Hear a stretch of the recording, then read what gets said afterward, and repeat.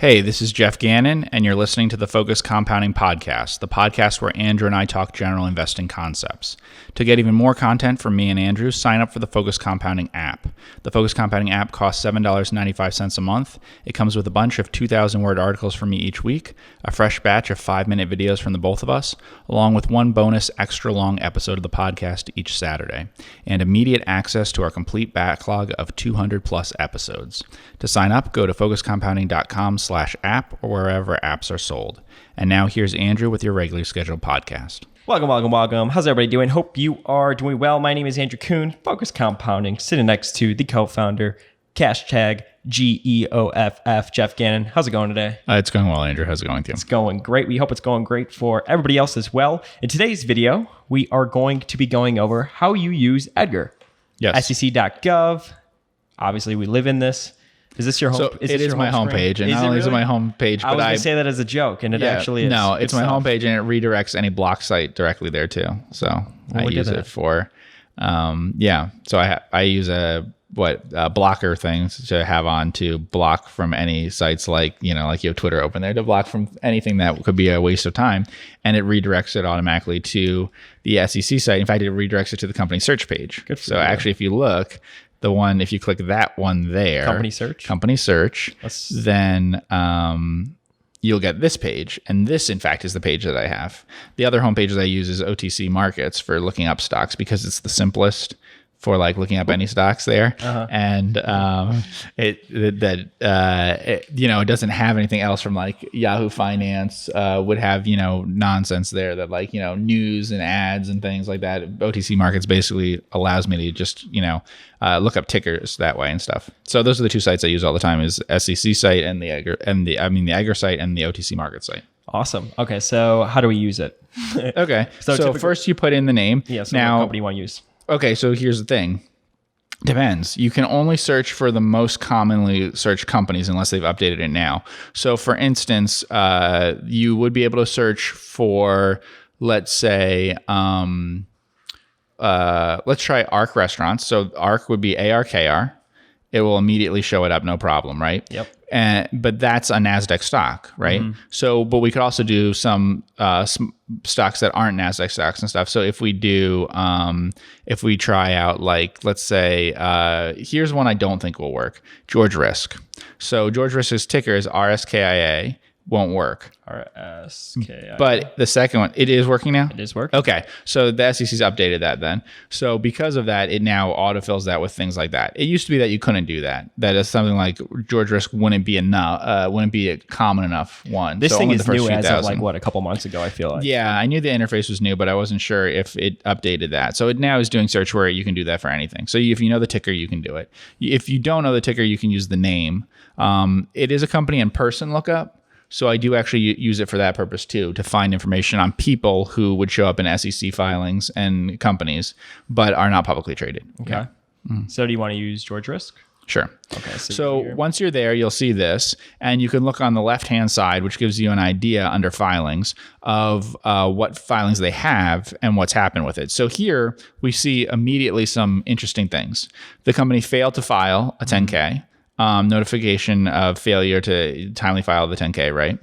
But then immediately filed a 10K, within 14 days or something, which probably tells you they're just late in their filings, but that there's not some big deal thing. It might be there's a big deal thing, but if we looked at Tandy and stuff, they'd have a failure to file and then a really long time they still haven't filed.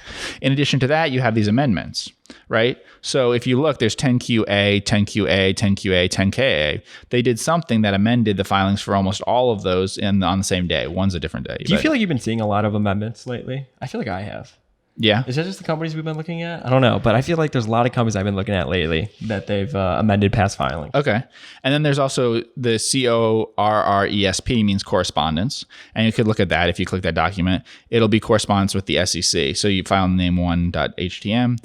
And then you see here, the U.S. Securities and Exchange Commission Division of Corporate Finance wrote this thing and sent something to them. Now, the problem with these comments and things that are difficult often, the same thing is true if they get comments from a lawyer, auditor, et cetera, is that they sometimes refer to it like referring to your letter of the 15th or whatever, our responses are to your point one, here's our point. So you have to go back and read the other thing that they had. Mm-hmm. And so here you have things that, it explains why they had to do update things, right? And then there's a response from the company. This is important. The correspondence thing, when it's what the SEC is saying seems serious in terms of they don't like the way that they're presenting the company or something like that. And that's more common. These are common errors. They have George Risk remember we looked at George Risk one time and they had an error where they listed the wrong number of shares outstanding. In this case, I believe the CEO and CFO are like the same person and that she took over after her dad died. So they probably have a very hard time meeting the requirements to file these things on the time that they do, and they make errors all the time.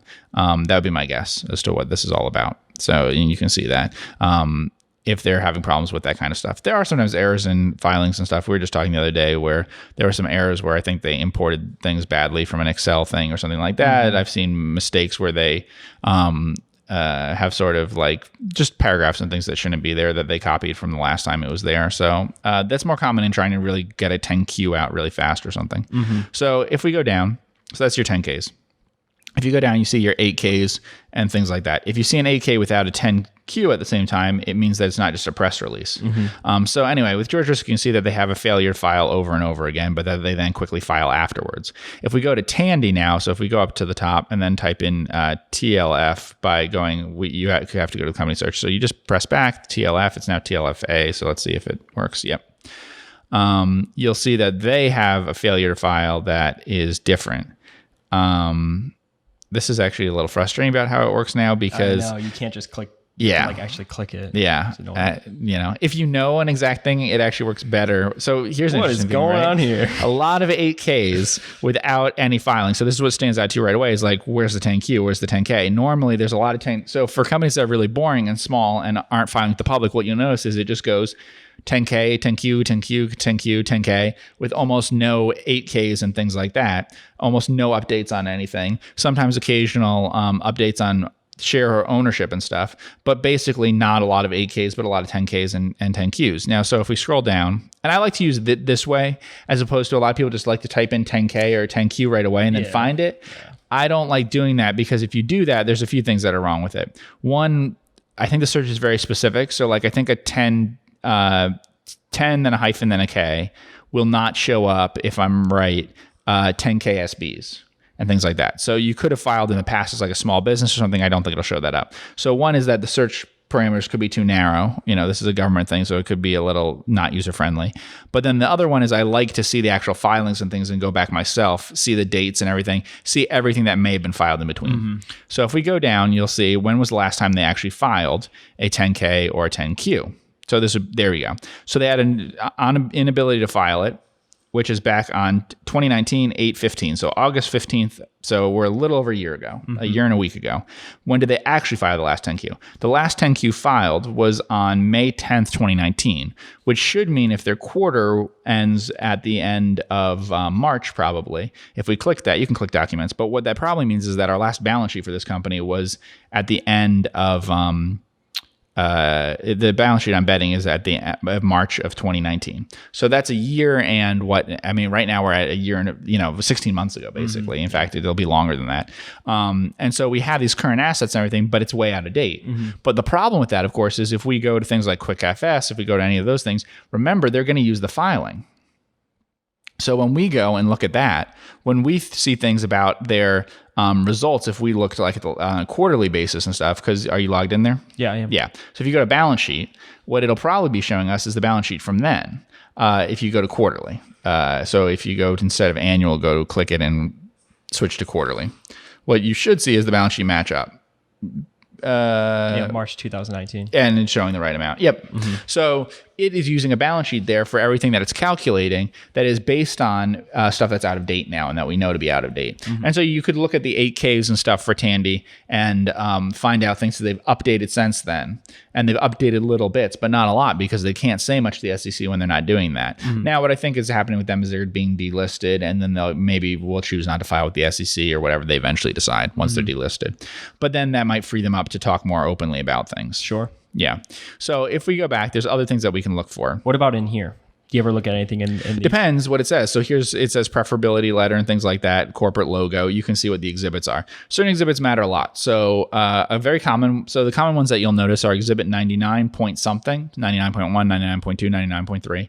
And in addition to that, 13. Those are the two that'll stand out to you usually. There's certain you can ignore. Here you can see the exhibits you can ignore, like 31 and 31.2 and stuff, because those are all just standard ones for the certification. So it's just a letter that the CEO or CFO signed, and they have to sign every one. It's a Sarbanes-Oxley thing. So going back from that, if we go back, let's try to find one where, let's go to NACO, NC. So if we go back to the company search.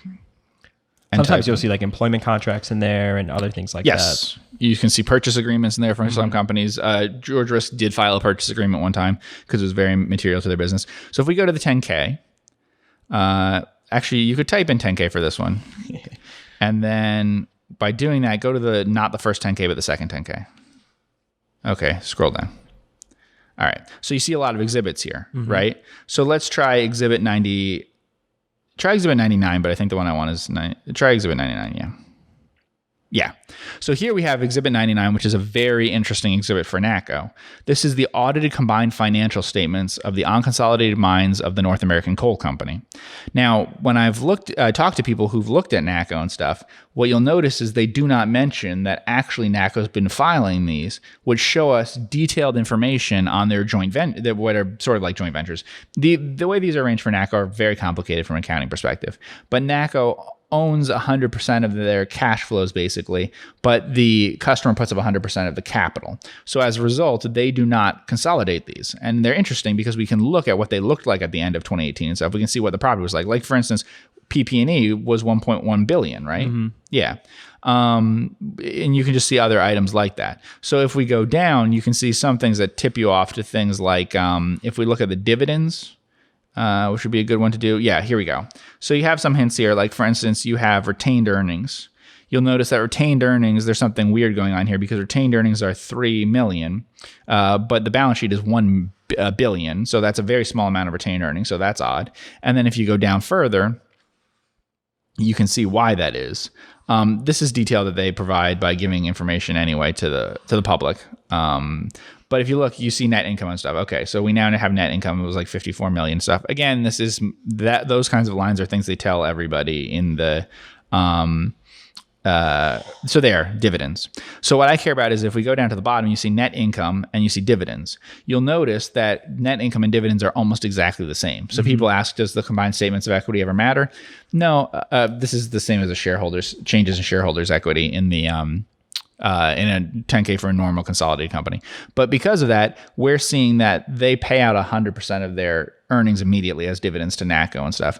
None of this stuff's a secret. The company will tell you this. If you read the 10K carefully, you'll figure out all these things, all of that. But it's a really important thing that is disclosed in great detail as an exhibit to the company. If we go back again, there might be another one. Let's see if we see, try exhibit 95.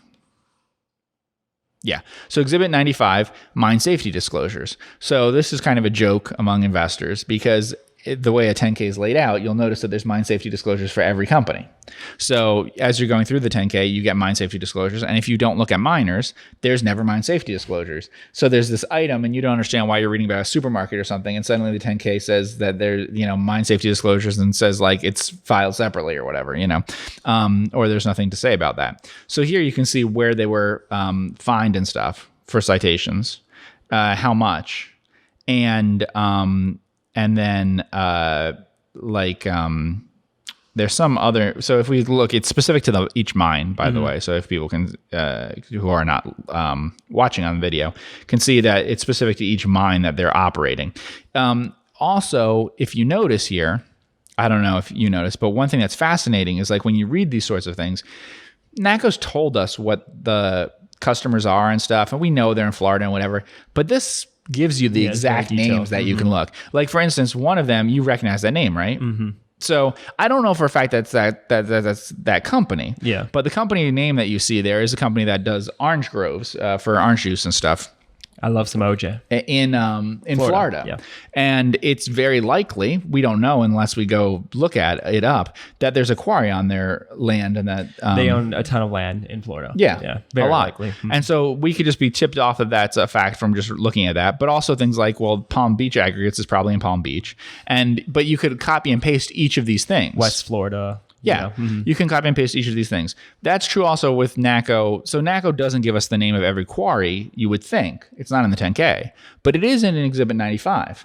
And if you noticed, I knew that those exhibits would be interesting and the certification letter and stuff wouldn't be, even if it doesn't give detail on what those are, because they were Exhibits 95 and 99, which is where you want to look. You want to look at the end there and in the beginning too. The exhibits that aren't very interesting are the ones in the middle, like that you've seen all the time, which are the certifications that you're used to. If you just read a lot of 10Ks and stuff, you'll see the same exhibits they do over and over again.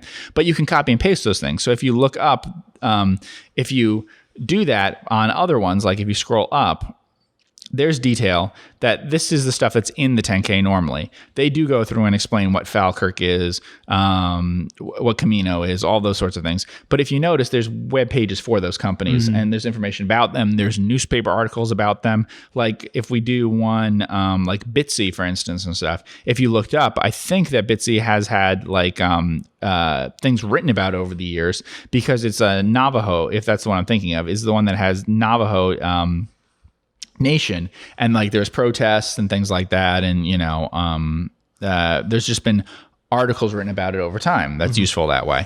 And the same thing if we look up things like the mines and stuff like that, you'll see things written in the local area about it. So it's very good to have exact addresses and things like that, and some of these exhibits include that stuff. Some companies include exhibits about like their list of their properties and things like that.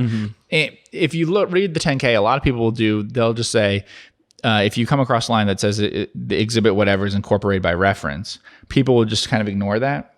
Whereas you should think, oh, well, if I want to learn more about this topic, I need to go find that exhibit. That's what you want to do. So, but I've talked to people who are like, oh, it doesn't have the list of properties. Then I go read the 10K and it says exhibit whatever is incorporated by reference. There is a list of every property in great detail. It's actually more detail than ever. And some kind of, I don't want to say if they're sneaky companies or why they're doing it or whatever, some companies that don't want to attract a lot of investor attention, I think know that if they use almost all exhibits and incorporate them by reference, that people won't read them. Because the 10Ks get searched and stuff by different things and whatever, and a lot of times the exhibits aren't being searched. Right. Everyone goes search to the 10K. And then it's all computerized stuff, and other things aren't tracking that. So because people are actually looking at Morningstar and Guru Focus and QuickFS and whatever, they're not capturing any of the stuff that's in the exhibits. Instead, so if you had properties and things that are worth a lot more than your company is trading in the market for, and you don't want to attract activists and people, then maybe you list all of your properties in an exhibit. Don't list it in your 10K. You don't want to start, like NACO describes every mine in great detail at the beginning. You would not want to do that if you're afraid of, NACO's a controlled company, it's not afraid of this, but if you were afraid that you owned only a small percent of your company and other people can make a raid on you and stuff, then you would put it in exhibits. Sure. Let's go back. Okay. Let's take the filing type off, because what about this filing here? All right. 13Gs or 13D, depends on what you're doing. I don't know if I care that much about them. Okay. So that draws a lot of attention from other people. Sure. I kind of don't know if it matters much to me. The three filings that I always read are 10K, 10Q, and the proxy. You don't just take a peek to see who owns a lot of the company? I would know from the proxy. Okay. So that's how I do it. So I read those three. If it's not updated, this is a good place to get it. But yes, but in general, I'm not that interested in very updated information as other people are. I care about reading all the information I have on other. In fact, I like to read old 10Ks and stuff better than have updates on exactly who the other shareholders in the company are now. One mistake I think some people make with EDGAR is they start at the top, as you would, and then go backwards and just read very recent stuff. And this shows up in things like if you look at like Corner Berkshire and Fairfax and stuff, they will talk a lot about stuff I noticed that's very recent from the time they start a thread or something, but no one went back a few years and found things that were old to explain things. Like sometimes people will say to me something about a company, and they'll be like, I don't understand this or whatever. I'm like, well, if you go back to when they actually bought it, there's actually quite a lot of detail about this. Or like, they're like, I don't understand, what's this court case? Well, in the legal proceedings section 10 years ago, there was detailed description of it. But now that it's just been something that's been appealed and whatever for 10 years, it gets like no mention in the company anymore. Do you have like an arbitrary amount of years that you go back and then kind of work your way through? No, I read the first one and the last one. Got it. So if we first 10K and the last 10K. Yeah, so let's give an example. We mentioned ARC before. We'll use ARC again. So NACO's not a good one because it's spun off things and stuff. But you just type in ARKR, and then you find ARC, and then type in 10K. But again, there might be 10KSB. So let's see. We scroll down to the bottom. Oh, no, they got it. They switched it. 10K405. EDGAR must have done that. Yeah, so it's not going to be like, it's going to be like a text document, I believe, right? Yeah. It'll be a text document from back so then. You got to do this one. Yeah, text file. Yeah, these are the ones this is what EDGAR looked like when you first started it. So they're like the others. Everyone started filing around 93 to 96. If I ever look up like a very old company, and when I mean very old, I mean in relation to EDGAR, they all look like this. Yeah. But, well, this is what they look like when I started investing. Yeah. In some ways, because I print them out and go through them and stuff, in many ways it's better than what EDGAR looks like now, because EDGAR has all this weird stuff that's meant for. So there you go. It gives the information about like what exactly their restaurants were and stuff back then. And what you can see is there's been huge changes at ARC over the years. So you have their restaurants that they opened in the 1970s. That's a 1,600 square foot restaurant. Well, that's not a big restaurant at all. Seating capacity is only 100. We know that ARC now has one where they have, I think, 400 indoor seats and 600 outdoor or something. You also notice that they're all New York, right? So as you scroll down, you see all these New York restaurants, right? Yeah, that's also And changed. then you had to change. Then you see this restaurant here, which is interesting because two of them are Faneuil Hall in Boston. And they just said that the number of tourists going there and stuff just isn't good enough now, and they've closed down their last thing there. So you can see that they were in that since the 1980s in the attraction, not so much in these particular restaurants, but they just closed it down. So you get more of a feel for how the company's changed over time. Yeah, and I've always talked about, I think you have a great ability to pull the story out of the numbers, and this is how you add context to the numbers and to get the story. Yeah. And if we go down, we can see like descriptions of the business stuff. So this is all organized by the number of years. You can see how many restaurants they used to have compared to how many they have now. They actually had a lot. But it also gives descriptions of certain things that I would then highlight because they match up today. So if we go up a little bit to their first lines of their description. We've got properties, so should we go right? But if we go up to the beginning of the description, down a little bit from there. Let's give it. After they list all their properties. Yeah.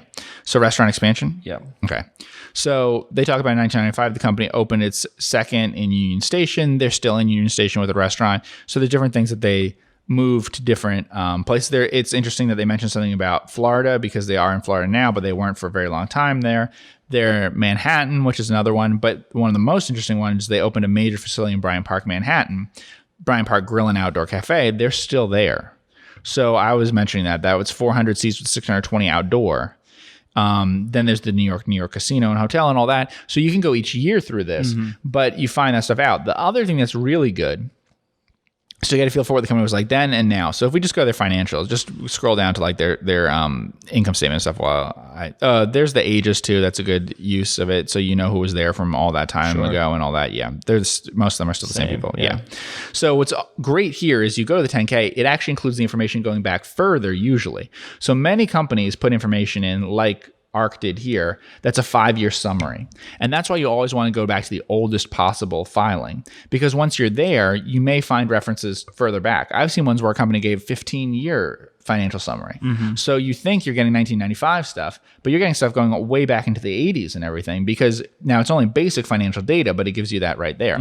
So you can see like that they made a profit every single year. Back then, it was a meaningful profit. And then when you look at it on like a basis of like per share and stuff, if we look down here, the number of shares hasn't changed a ton for ARC. It has changed somewhat, I guess. So ARC right now is about a $10. What is it? ARC's about a $10 stock and about a $30 million market cap. So they have about the same number of shares outstanding today as back then. So if you notice, they were making about 35 to let's say 30 to 60 cents a year. They were making 5 years in a row, but that was back in the early 90s.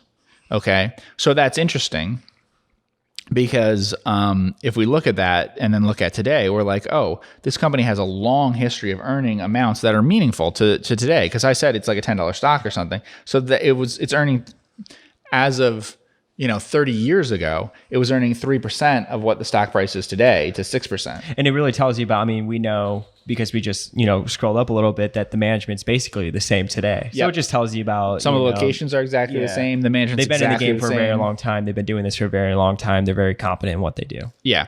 So we could look at the proxy statement then for another stock. So why don't we go back and look at it? We could do NACO for the proxy statement because it'll be a more involved proxy statement than ARC. So if we just type in NC, there's a few ways that you can look this up. If they did this right, let's see, just scroll down is the easiest way. If you keep scrolling down till you get, then just next 40 till you get a, just do the def 14A, yeah. So we just, so DEF 14A in this case should be good for us. It may not be in some cases. So this is Schedule 14A. For some companies, this will be a little complicated because there'll be lots of amendments and things to it. And so that you'll see this preliminary one, then there's an amended one, some amend it repeatedly. So you may be getting something that has kind of blanks in it and stuff. But anyway, you look here, they have a description of all of their so I always read this for every company. Their grants and we could just look at the table of contents, right? So it has information. NACOS is really involved. It has information like succession planning, hedging and speculative trading policies, board composition, all this stuff. So when you read foreign ones, I don't know how much you've read like in the UK or something, they're kind of done by the board, the annual report. And they talk a lot about what the board does, the board's committees, their thoughts about all this stuff. This stuff is all put in the US in the proxy statement. So it's not that the US for big companies is necessarily giving you a lot less detail than foreign companies. They're not putting it in the annual report. They're giving the 10K is separate from the proxy statement. And so you get equity compensation and things like that. So if you click here under, let's just click under equity compensation. Yeah. You can go here and you can see how much people were paid and how they received and information like that. The best table here, the tables that matter the most in the proxy statement that you always see is there'll be one table that gives their pay and what form it came in. And then the other thing that you'll get is who owns what stock. And the board members will be listed there and the CEO and stuff. So if we go to, let's see, scroll down a bit and see what has information. Yeah. So this is specifically about change of control and things like that. Gives you information about what would happen under a change of control. Some of this information can be in the 10K instead. So like you can list your shareholders and how much they own and stuff in a 10K instead of putting it in a proxy statement. And some do that. We own a stock where they do that. They don't file any proxy statements. Instead, they put all that information in the 10K, which they can do. I think it's always really interesting reading employment contracts. You can see special perks that maybe the CEO gets, like if he gets to bring his wife to a certain convention, or if he were to leave the company, what that looks like, or what his non-compete looks like, everything like that. Right. All that information is included. So there'll be like an 8K usually will be how they'll do that. And if you see that there's an employment contract, a lot of people just notice they signed an employment contract. But as an exhibit will be included the employment contract, and you can read in detail what it's like. Wife or husband gets perks. Not just saying husband's the CEO. Or Yeah.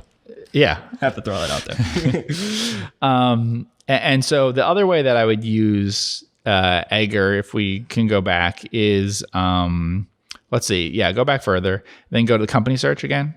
Yeah, I could show you this one. Let's see if I can do it.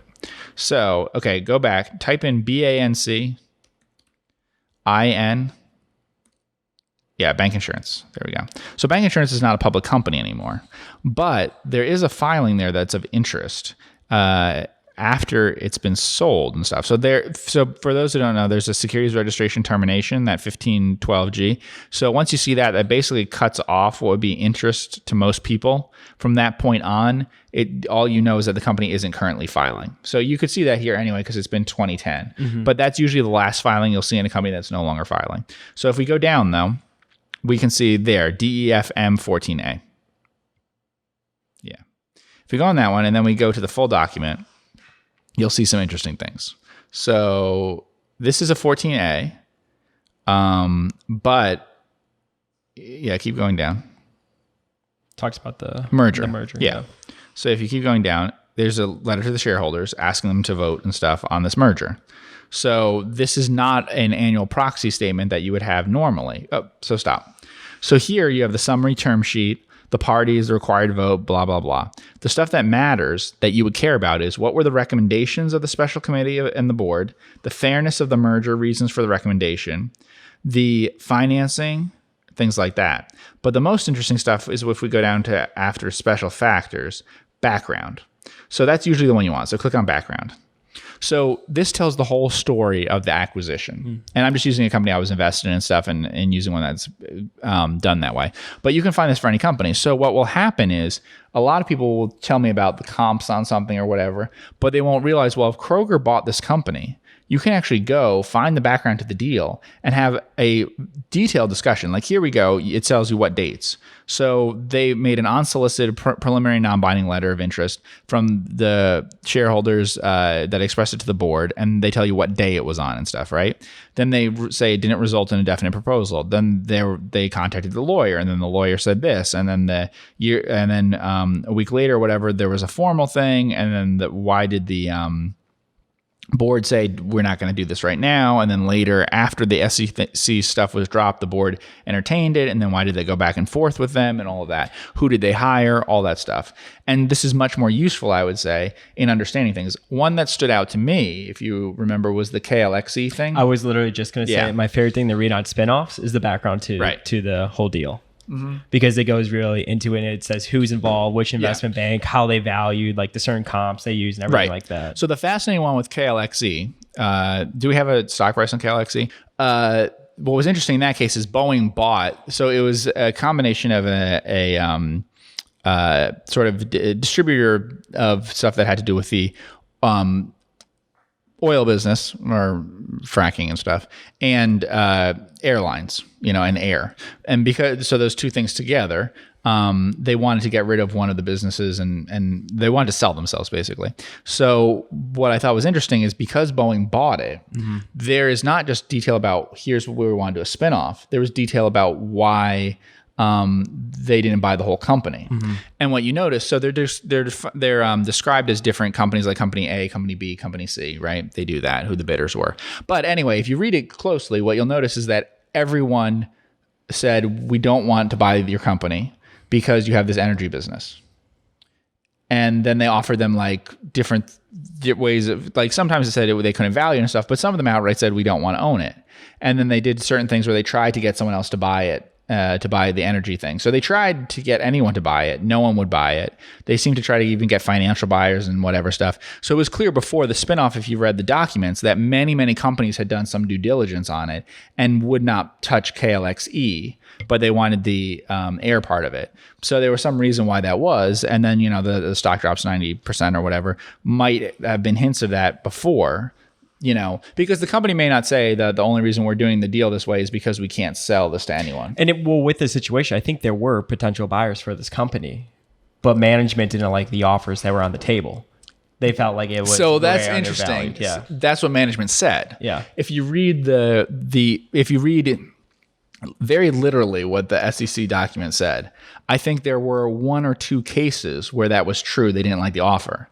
I think in all the other cases, there was no offer. There was never going to be an offer that included the energy company. I think that, and I also think that management considered, what if we split it off and like you just buy this and then we sell this other part, and where we just get a financial buyer for the other part. And I don't think that really was going to go through either. So I think management felt that none of the buyers who you could find either to buy the whole thing or to buy one or the other was offering a fair enough price. But then obviously when they went to the market as a separately traded company, I'm sure management also feels that this isn't the right price. So management obviously disagrees completely with what various buyers would have been, and also with what the private market value was of the company and what the public market value is. Management feels it's worth more than either of those things, obviously. Yeah. But it's in great detail there if you do that. Yeah, the background to the deals are always my favorite to read. Yeah. And then you also get a fairness opinion, which people use for the comps. I've noticed that the only thing... You go down to fairness opinion of Raymond James in this case. Okay. So if you go through that, it gives detail about what they looked at and everything, and you keep scrolling down and you'll see more information about it. What they do is they, people from everything else that I see will just use the comps. So they're just looking at what deals there were in the past. So if you keep scrolling down, you should probably come across it. Yeah. So it tells you, this is very standard. You're going to see it everywhere. Premium analysis, which is useless. But then the other one, selected public company deals. So you notice an analysis. So you notice they compare them to Gainsco, for instance. Yeah. And then if you keep going down further, so usually what you'll see is the only part that people take out of this, I don't even know if they read the rest of it, is this area that says multiple, right? So it shows you the multiples at which this company sold by the merger and stuff. So if you notice, this company on their estimate of it, so that's selected public companies, and then there's the actual amount for so and then implied by the merger. So the merger is this one. So if you notice what they actually sold bank insurance at was 0.9 times tangible book and 5.5 times earnings. However, their estimate, of course, is lower, 6.1 and 8.5, but the estimate was prepared by the people probably buying the company because the insiders are buying this one out. But still, so if you notice, that is a premium to like the book value of the other insurers and stuff like that. But if you go, by doing that, you can see what they trade at. But then below that, you might have, selected transaction analysis. So this one's really fascinating. This is the one that I think people take usually. They copy and paste this into Value Investors Club and stuff. So what they do is they look up the past deals in the industry, and then they see this. There's also information service companies and things that put this stuff together for you. But if you're not working at a big firm or something, this is what you use instead. And I think this is probably more accurate. You get to see what deals were done. So this is a list of insurance deals done between February and July 2009, 2010. Again, right after the financial crisis, so that may be part of the reasons why the valuations could be lower. And what's interesting, of course, is that when I see the reverse prepared, companies, the fairness opinion goes further and further back to find stuff to justify the high multiples that they were used. So this was a low multiple, so they probably wanted to use more recent stuff. To be fair, they also have a ton of deals there. Sure. But what you can do instead is find more comparable deals for further back, which is what I've seen done when they want to do something at a high price. And then you hear, so here they do even details like statutory surplus, and then and then also like the other enterprise value things that they have. So these were deals for entire companies being sold. So if you see, these are sort of like the ones that they chose to do here is the statutory surplus one, and the and then also they have the using it instead of using the reported earnings. So they're saying basically it was like 1.4 times book and 8.9 times net income and stuff at the levels that it was at, and that's in line with like the mean ones. If you can see, the mean over there and on the right is 1.4 and 10.8. So, it's close. You'll notice it's always close. However they chose to prepare it, in the fairness opinions, it always works out to be fairly close within something. They never say that the average company in this industry goes for 10 times EBITDA, and we're selling the company. I mean, if you're not familiar with what investment bankers do, it's exactly this.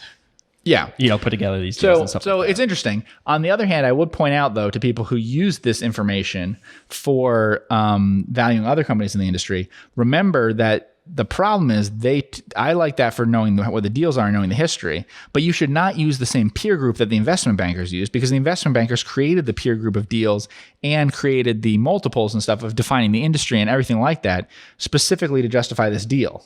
Right? The board, bankers are the people paid to sell, is what you're basically telling me. Yeah. So what I mean is they could have picked any insurance industry. They could have picked any insurance things that they wanted. They could have gone back further in years or whatever. You wouldn't necessarily want to do that. And what I notice is most people just take one of these like this and use everything that they had. So they'll say, okay, I'll use the same deals and stuff that they did, or they'll price it exactly off of some deal that happened in that case. But in this case, remember, for instance, that the deal was done with management owning almost all of the company, and then it was a take private by management. I don't think management taking a company private is ever a good comp. No, of like course the not. two NASCAR ones were done that way and stuff like that. I don't think that's an accurate one as for selling it, because we know in some cases like that, for instance, the NASCAR ones, if they open themselves up to an auction, which they said they wouldn't do, that, by the way, that's the same case with bank insurance. They said as part of the deal, we're going to buy the company, or you can say we can't buy the company, but we're not opening up a possibility that we'll sell to anyone else. So because of that, they couldn't shop a deal around, So same thing in that, where like, would other NASCAR company tracks buy the ones that went private? Maybe, but they were never offered the deal because the families weren't going to sell out to them.